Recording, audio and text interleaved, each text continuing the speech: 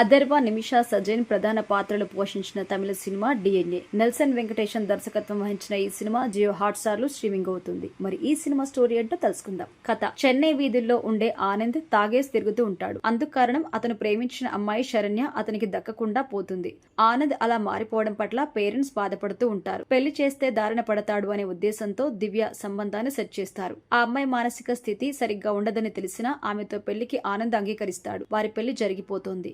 దివ్యకి నెలలు నిండడంతో ఆనంద్ ఒక హాస్పిటల్లో చేరుస్తాడు. దివ్య మగబిడ్డకు జన్మనిస్తుంది. అయితే కొంతసేపటి క్రితం ఆ బిడ్డ తమ బిడ్డ కాదని దివ్య గోల చేయడం స్టార్ట్ చేస్తుంది. హాస్పిటల్ సిబ్బంది ఎంత చెప్పినా ఆమె వినిపించుకోదు. దివ్య మానసిక స్థితి గతంలో సరిగ్గా ఉండకపోవడం వల్ల ఆమె చెబుతున్న దాంట్లో ఎంతవరకు నిజం ఉంది అనేది ఆనంద్ తేల్చుకోలేకపోతాడు. ఆమె కుటుంబ సభ్యుల పరిస్థితి కూడా అంతే. అయితే దివ్య బాధను చూడలేకపోయిన ఆనంద్ ఒక ప్రైవేట్ హాస్పిటల్లో డిఎన్ఏ టెస్ట్ చేయిస్తారు. ఆ బిడ్డ వారి బిడ్డ కాదని తెలుస్తుంది. దాంతో తమ బిడ్డని ఎవరో కిడ్నాప్ చేశారన్న విషయం అర్థమవుతుంది.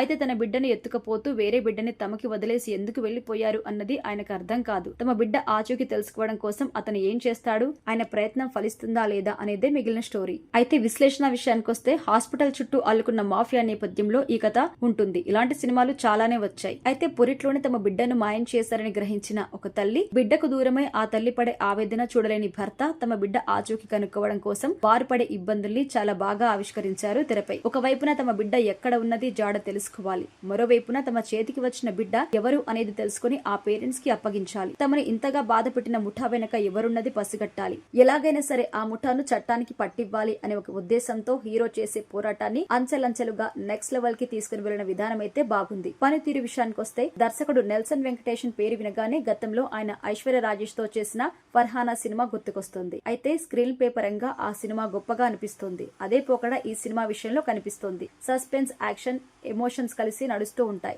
అథర్వ, నిమిషా సజైన్ నటన ఈ సినిమాకి హైలైట్.